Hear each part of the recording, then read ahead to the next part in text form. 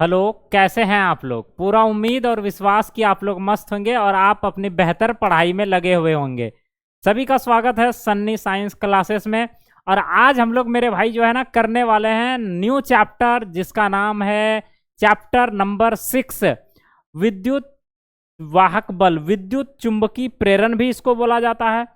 विद्युत चुंबकीय प्रेरण। तो इस चैप्टर को बहुत ही बेहतरीन तरीके से हम लोग कंप्लीट करने वाले हैं। सबसे पहले एक छोटा सा मोटिवेशन एक लाइन आप लोगों के लिए लाए हैं। लिखा हुआ है कि अगर जीवन में सफल होना है तो इन 5 बातों को दिमाग से निकाल दें। जीवन में आप याद रखना मेरे भाई, अगर आप जीवन में चाहते हो सफल हो जाएं तो आप क्या करो ना, इन 5 बातों को आप देखो। हम लोग क्या कर सकते हैं, ट्राई तो कर सकते हैं ना। जिस दिन आप इस ट्राई करोगे, कोशिश करोगे और उसमें सफल हो जाओगे तो आपका जीवन भी सफल हो जाएगा, अगर इन 5 कामों को अगर आप कर पाते हैं तो। पहला क्या लिखा हुआ है मेरे पास जो है, मुझसे नहीं होगा। मुझसे नहीं होगा का क्या मतलब है? मुझसे नहीं होगा। दूसरा नंबर लिखा है लोग क्या कहेंगे। भाई लोग कुछ भी कहे, हमें करना है तो करना है बस। तीसरा नंबर लिखा है कि मेरा मूड नहीं है। अरे तो राके, मूड नहीं है का क्या क्या अर्थ है?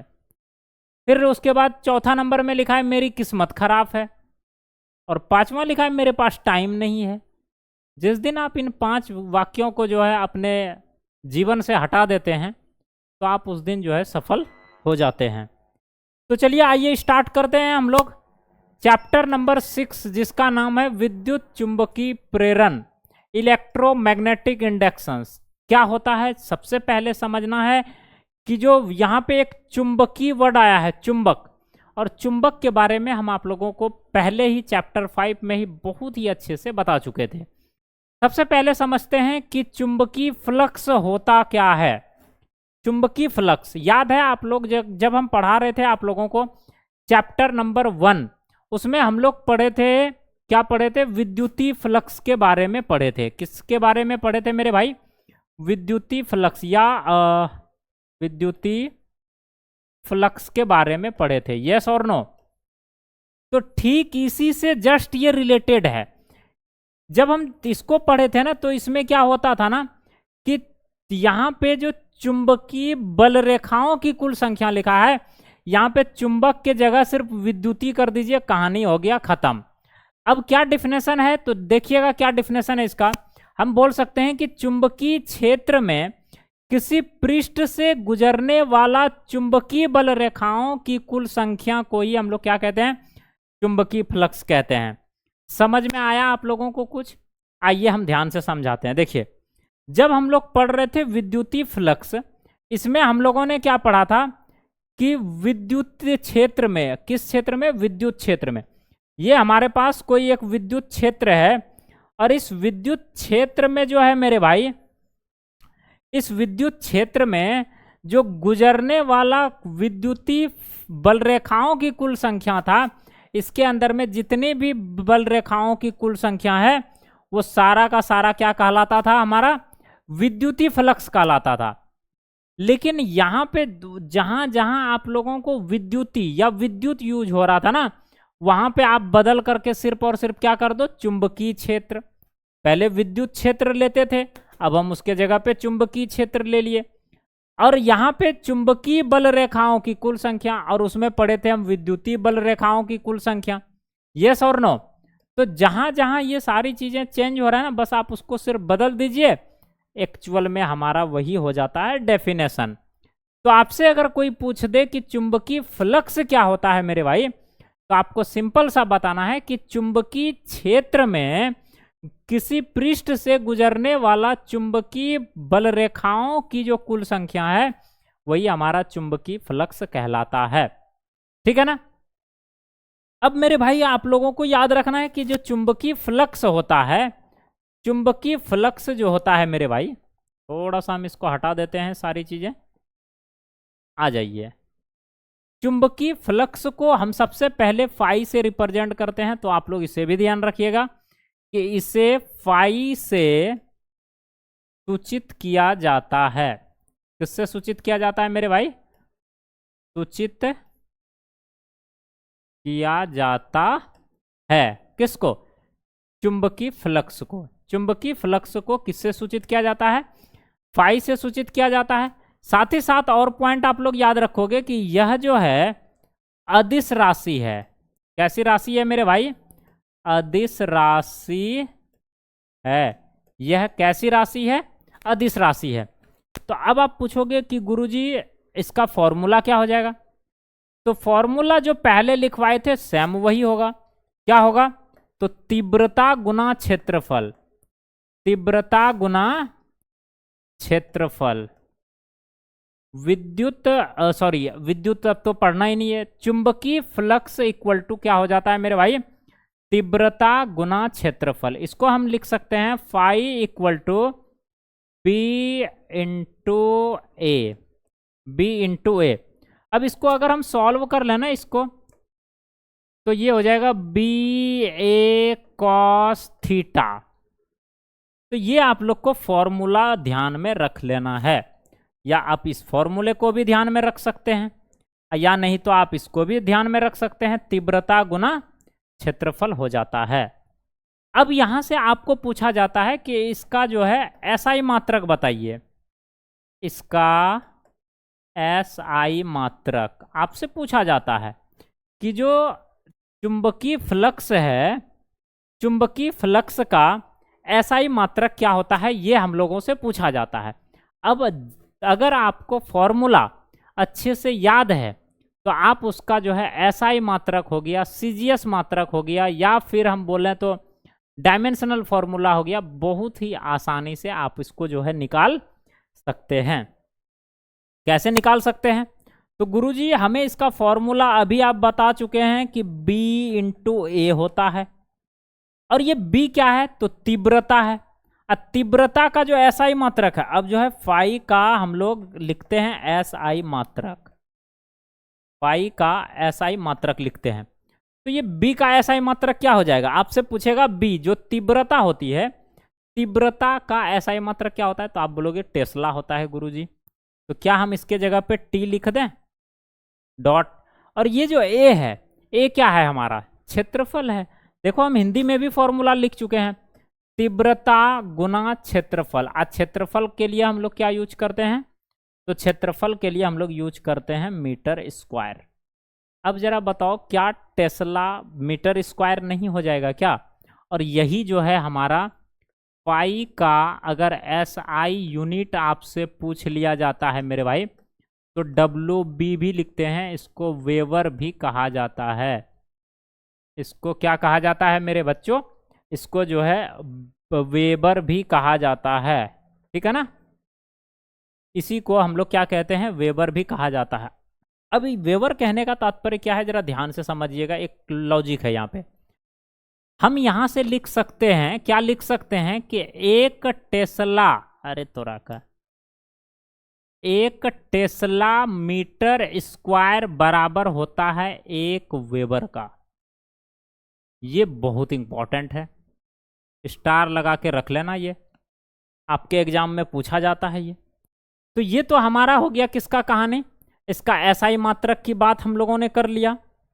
अब अगर आपसे पूछ लिए जाते हैं मेरे भाई, अगर आपसे पूछ लिए जाते हैं, क्या पूछ लिए जाते हैं? आ जाइए, इसका CGS मात्रक। अब आप ध्यान से समझोगे, इसका CGS मात्रक क्या होगा? तो CGS मात्रक भी निकालना बहुत सिंपल सा है। कैसे निकालते हैं CGS मात्रक? तो CGS का पहले तो फुल फॉर्म पता होना चाहिए, centigram second, centimetre gram second, है ना? तो यहां से हम क्या करेंगे? फाई इक्वल टू फॉर्मूला होता है B इंटू ए। किसी का भी आप कोई भी मात्रक निकालिए, चाहे आप CGS मात्रक निकालिए, चाहे आप SI यूनिट निकालिए, जो SI सिस्टम है उसको निकालिए, या किसी भी राशि का डायमेंशनल फॉर्मूला निकालिए। सभी का जो है आपको फॉर्मूला पता होना चाहिए। जिस दिन मेरे भाई आप फॉर्मूला रट लोगे, तो फॉर्मूला जैसे ही आपको याद हुआ, तो ये सारी चीजें आपको जो है बहुत ही इजी लगने लगेगा। क्या क्लियर हुआ? बताइए एक बार। तो अब इसका जो है हम निकालते हैं कौन सा मात्रक, सीजीएस मात्रक। आ जाइए ध्यान से समझिए, ये क्या है हमारा, तीव्रता। क्या है हमारा, तीव्रता है। अब आपको लगेगा कि गुरुजी तीव्रता का जो है सीजीएस मात्रक क्या होता है, तो आपको हम बताए थे गॉस होता है। क्या होता है, आपको हम बताए थे क्या होता है मेरे बच्चे, गॉस होता है। तो इसके जगह पे आप लिख दो यहाँ पे गॉस। बताओ किन्हीं को कोई दिक्कत, कोई तकलीफ नहीं ना। उसके बाद ये क्या है हमारे पास, ये हमारे पास है ए मतलब क्या हो गया, एरिया। एरिया माना क्षेत्रफल। क्षेत्रफल का अगर आपसे पूछ लेगा कोई कि सीजीएस मात्रक बताइए इसका क्षेत्रफल का क्या हो जाएगा, तो ऑलरेडी यहाँ सेंटीमीटर है, तो सेंटीमीटर स्क्वायर, यस और नो, ये बेसिक चीजें हैं, ये सारी चीजें। तो यहां पे हो जाएगा सेंटीमीटर स्क्वायर। तो यहां से हमारा क्या निकल कर आ गया मेरे बच्चे, सेंटीमीटर स्क्वायर निकल कर आ चुका है। और यही हमारा निकल कर आ चुका है। बताइए, इसी को मैक्सवेल भी कहते हैं, mx, इसको क्या कहते हैं हम लोग, मैक्सवेल। क्या कहते हैं मेरे बच्चे, मैक्सवेल कहते हैं इसको। क्या कहते हैं, मैक्सवेल कहते हैं इसको। आप लोग इसको याद रखोगे। बताइए किन्हीं को कोई समस्या, कोई तकलीफ नहीं ना। वेरी गुड, ये हमारा हो जाता है Gauss centimetre square. Gauss centimetre square हमारा जो है किसका, तो चुंबकीय फ्लक्स का हो जाता है क्या मेरे बच्चे, सीजीएस मात्रक हो जाता है। अब यहां से क्वेश्चन आपके एग्जाम में डायरेक्ट सीधा पूछ दिए जाते हैं कि बताइए चुंबकीय फ्लक्स जो होती है, चुंबकीय फ्लक्स का सीजीएस मात्रक क्या होता है, तो आपको बता देना है कि गॉस सेंटीमीटर स्क्वायर होता है। गॉस सेंटीमीटर स्क्वायर होता है, या नहीं तो इसी के बराबर हम लोग मैक्सवेल भी बोल सकते हैं इसको, mx। ठीक है ना, क्लियर है, किन्हीं का कोई दिक्कत। अच्छा, ये तो हो गया, अच्छी बात यहां तक। आप लोगों को एक पॉइंट और याद रखना है। क्या याद रखना है कि एक वेबर बराबर कितना मैक्सवेल होता है, या कितना गॉस सेंटीमीटर स्क्वायर होता है। तो आपको याद रख लेना है 10⁸ मैक्सवेल, mx। ये आप लोगों को ध्यान में रख लेना है, ठीक है ना। चलिए अब आ जाते हैं, हम लोग बढ़ते हैं आगे और इसका जो है समझने का प्रयास करते हैं। अगला पॉइंट, इसका विमी सूत्र कैसे निकालेंगे, इसका विमी सूत्र हम लोग। तो हमें फॉर्मूला को पकड़ के रखना है। फाई इक्वल टू होता है गुरुजी बी ए, यस और नो। जब हमें ये फॉर्मूला याद है तो फिर हम बहुत ही आसानी से निकाल सकते हैं। कैसे निकालेंगे, फॉर्मूला को तोड़ दीजिए आप आसानी से। हम नीचे ही सॉल्व कर लेते हैं, थोड़ा सा देखिए आप लोग, ठीक है ना। तो फाई इक्वल टू बी को हम लोग क्या लिख सकते हैं, एफ बाय आई इंटू एल लिख सकते हैं। और एरिया, क्षेत्रफल का हम क्या लिख सकते हैं, क्षेत्रफल को क्षेत्रफल ही रहने दीजिए बस। अब आप मान पुट कर लो और सॉल्व कर लो, बहुत ही इजी तरीके से सॉल्व हो जाएगा ये। बताइए ये क्या आ गया, बल आ गया। तो बल के लिए हम लोग क्या लिखेंगे, अगर आपको पूछा जाए कि बल के लिए आप लोग क्या लिखोगे, आ जाइए देखिए ध्यान से। F इक्वल टू अब आ चुका है, सॉरी फाई इक्वल टू आ चुका है, ऊपर ऊपर गुना हो जाएगा तो F इंटू ए हो गया। अब बटे नीचे I इंटू हो गया हमारे पास L, I इंटू एल हो गया, यस और नो। अब सबका डायमेंशनल फॉर्मूला आप सेट कर दो सिर्फ और सॉल्व कर लीजिए। कैसे सॉल्व होगा देखिए, F हमारा फोर्स है। अब फोर्स का डायमेंशनल फॉर्मूला आप लोगों को बताए थे MLT टी पर पावर -2 होता है। तो आप क्या कीजिए, वहां पे लिख दीजिए ml टी पर पावर -2 लिख दीजिए यहाँ पर, डॉट एरिया। एरिया के लिए हम क्या बताए थे, तो अगर किसी का आपको क्षेत्रफल पूछा जाता है तो क्या बताते, लंबाई गुना चौड़ाई, या भुजा इंटू भुजा। आपको अगर वर्ग का पूछेगा तो बताइए वर्ग का क्षेत्रफल क्या होगा, तो आप तुरंत बोल दोगे कि भुजा गुना भुजा। तो एक प्रकार का डिस्टेंस को गुना कर रहे हैं ना, तो उसके लिए एल स्क्वायर यूज करते हैं हम, क्योंकि एल गुना एल एल स्क्वायर होगा। अब बटे में है हमारा क्या है, तो इसका क्या हो जाता है, आई के लिए हम लोग क्या यूज करते हैं, आप बोलोगे ए यूज करते हैं गुरुजी। तो इसके लिए हम लोग ए यूज कर लिए, इंटू एल के लिए लंबाई के लिए तो एल यूज होता ही है। बस आप इसको सॉल्व कर लीजिए। जैसे ही आप इसको सॉल्व करोगे मेरे भाई, तो ये हमारे पास निकल कर आ जाएगा। देखिए एल से एल कटेगा, एक बच जाएगा, तो हो जाएगा एम, एम तो एक ही है, एल से ये एक एल कटेगा तो एक एल बचेगा, एल स्क्वायर सिर्फ रह जाएगा ये, और टी पर पावर हो जाएगा -2 एंड ए पर पावर -1। ये हमारे पास निकल कर आ चुका है फॉर्मूला। ये हमारा जो है डायमेंशनल फॉर्मूला निकल कर आ चुका है। बताइए किसी को कोई तकलीफ, कोई समस्या, क्या आप लोगों को ये सारा का सारा कैलकुलेशन समझ में आया? तो ये हमारा पूरा का पूरा क्या था मेरे भाई, ये सारा का सारा हमारा क्या था, तो चुंबकीय फ्लक्स था। ये सारा का सारा हमारा क्या था, चुंबकीय फ्लक्स के बारे में पढ़े। अगर आपसे कोई पूछ देता है कि चुंबकीय फ्लक्स क्या होता है, तो आपको बताना है कि चुंबकीय क्षेत्र में किसी भी पृष्ठ से गुजरने वाला जो चुंबकीय बल रेखाओं की कुल संख्या होता है, वही हमारा क्या कहलाता है, चुंबकीय फ्लक्स कहलाता है। चुंबकीय फ्लक्स को फाई से रिप्रेजेंट किया जाता है, और यह जो है कैसी राशि है, तो अदिश राशि है। इसका फॉर्मूला आप लोग याद रखोगे ये सारा का सारा, तो आप लोगों को कहीं भी कोई भी परेशानी नहीं होगा। ये याद रखोगे। यहाँ पे इसका जो है हम एसआई यूनिट निकलवा चुके हैं, यहाँ पे हम इसका सारा का सारा एसआई यूनिट निकलवा चुके हैं, है ना। तो ये भी आप लोग ध्यान रखोगे। उसके बाद हम आगे बात करें तो इसका सारा का सारा हम जो है सीजीएस मात्रक भी निकलवा दिए, एंड हम जो है इसका डायमेंशनल फॉर्मूला भी निकलवा चुके हैं। अब अगर आगे बात करें तो आगे मेरे भाई एक वैज्ञानिक आता है जिसका नाम है फैराडे। एक वैज्ञानिक है जिसका नाम क्या है मेरे भाई, फैराडे है। और इसने जो है चुंबकीय प्रेरण संबंधित कुछ प्रयोग किए थे, कई सारा प्रयोग किया था।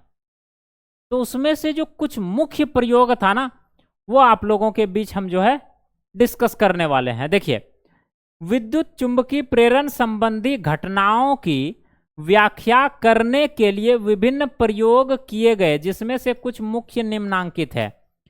फैराडे सर ने जो है कई सारे प्रयोग किए, उसमें जो इंपॉर्टेंट प्रयोग थे उसके बारे में हम लोग पहले डिस्कस कर लेते हैं। देखिए केस नंबर पहला, इसमें क्या बताया गया था, इसने बोला कि जब हम छड़ चुंबक को स्थिर कुंडली की ओर गतिशील कर देते हैं, कोई भी क्या है, एक छड़ चुंबक है और स्थिर कुंडली की ओर गतिशील हो।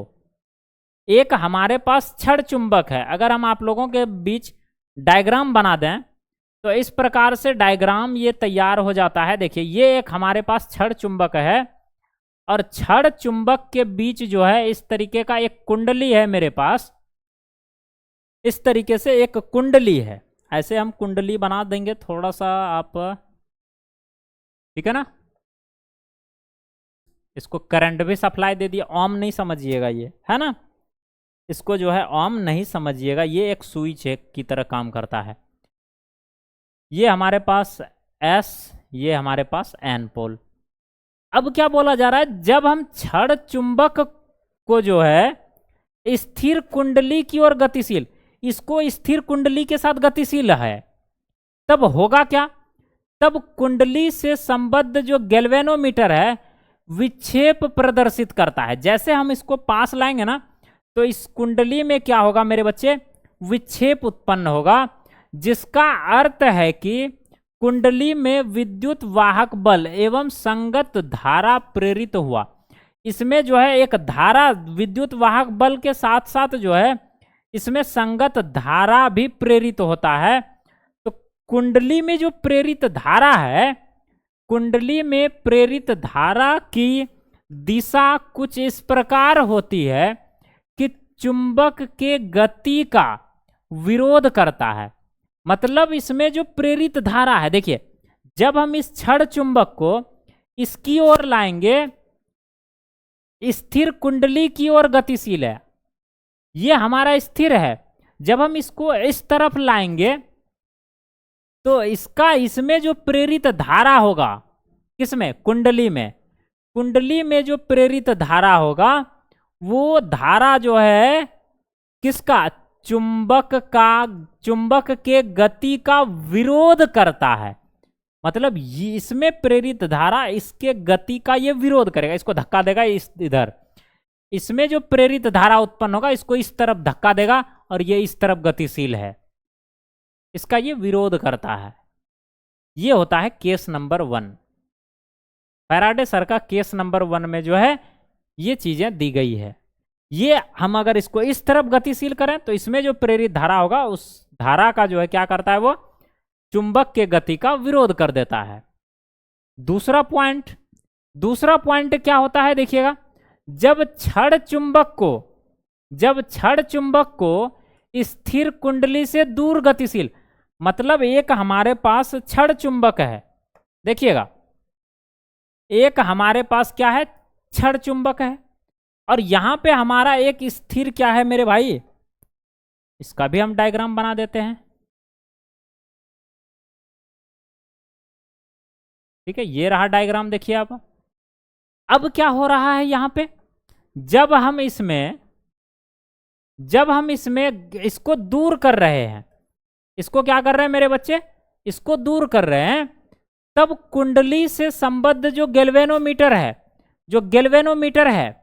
इस गैल्वेनोमीटर में विपरीत दिशा में विक्षेप प्रदर्शित करता है। साथ ही साथ इसका अर्थ ये होता है कि कुंडली में जो विद्युत वाहक बल और जो प्रेरित धारा है, विद्युत धारा प्रेरित होता है। सीधे शब्दों में अगर कहा जाए तो इसको जब हम विपरीत दिशा में भी विक्षेपित करते हैं तो ये कुंडली में विद्युत वाहक बल और जो विद्युत धारा है वो क्या होता है, प्रेरित होता है। और जो प्रेरित धारा की दिशा है वह छड़ चुंबक को अपनी ओर आकर्षित करता है। मतलब अगर इसके प्रयोग को तीनों पॉइंट से ध्यान से समझें तो ये ना तो इसको दूर भेजना चाहता है और ना ही इसको काफी ज्यादा पास लाना चाहता है। वो इसको जो है संतुलन में रखना चाहता है। जब ये दूर इसको कर रहे हैं तो ये अपनी ओर इसको आकर्षित करता है, और जब इसको पास लाते हैं तो उसका विपरीत करता है, विपरीत डायरेक्शन में भेज देता है इसको। तो ये इसका जो हो जाता है केस नंबर 2, अर्थात दूसरा इसका जो है अनुप्रयोग हो जाता है। उसके बाद बात करते हैं तीसरा नंबर पॉइंट इसने ये बोला है, फैराडे सर ने बोला कि अच्छा ठीक है, जब हम उसको पास ला रहे हैं तो वो दूर भेज रहा है, जब हम दूर कर रहे हैं तो वो अपनी ओर खींच रहा है, लेकिन जब हम उसी के भीतर स्थित कर दें तब क्या होगा, जब छड़ चुंबक को कुंडली के भीतर ले जाया जाए, अब कैसा डायग्राम बनेगा गुरुजी? तो अब डायग्राम कुछ ऐसा बनेगा कि हमारे पास छड़ चुंबक है और उसका जो है उसको जो है क्या कर दिया मेरे बच्चे, किसको जो है क्या कर दिया अपने पास, अब इसको बीच में लाके स्थित कर दिया, इसके भीतर लाके स्थित कर दिया। तो जब इस तरह का कंडीशंस होता है तब गैल्वेनोमीटर में शून्य विक्षेपित प्रदर्शित करता है। मतलब ये जो गैल्वेनोमीटर है इसमें कोई विक्षेप उत्पन्न नहीं होता है। पॉइंट क्लियर हुआ, तीनों का तीनों पॉइंट क्लियर हुआ। आज जब इसमें कोई विक्षेप उत्पन्न नहीं होगा मेरे भाई, तो क्या इसमें कोई भी धारा प्रेरित होगा? तो आपका जवाब होगा गुरुजी कुछ भी नहीं होगा। तो इसमें क्योंकि इसमें कोई विक्षेप उत्पन्न नहीं हो रहा है तो हमें पता कैसे चलेगा कि हो रहा है कि नहीं? जैसे हम उसको इसके भीतर लाके स्थित किए, हम देख पा रहे हैं कि गैल्वेनोमीटर में कोई भी विक्षेपण नहीं हो रहा है, 0 विक्षेपण है। इसका मतलब कि कुंडली में कोई धारा प्रेरित नहीं हुई। क्यों? क्योंकि हमारा जो है गैल्वेनोमीटर में 0 विक्षेपित दिखा रहा है। और इन सभी में देखिए आप, गैल्वेनोमीटर जो बनाए हैं, देखिए टेढ़ा बनाए हैं हम इसे, इसमें विक्षेपित हो रहा है, ऐसे ऐसे कर रहा है। इसको इधर ले जा रहे हैं तो इधर की तरफ जा रहा है, जब इसको पास ले जा रहे हैं तो मतलब इन सभी में विक्षेपित हो रहा है। क्या तीनों पॉइंट क्लियर हुआ? तो ये हमारे जो है फैराडे के द्वारा दिए गए कुछ प्रयोग था। उसके बाद हम लोग इसके आगे जो पढ़ने वाले हैं, इसके आगे जो है विद्युत चुंबकीय के लिए जो फैराडे का नियम है, कौन कौन सा नियम आया, हम लोग इसके नेक्स्ट पार्ट में देखने वाले हैं। वीडियो कैसा लगा आप लोग कमेंट बॉक्स में अपनी राय जरूर दीजिएगा, बाकी अपने दोस्त यार में शेयर कर दीजिएगा। मिलेंगे नेक्स्ट क्लास में, तब तक के लिए bye bye, take care, love you all.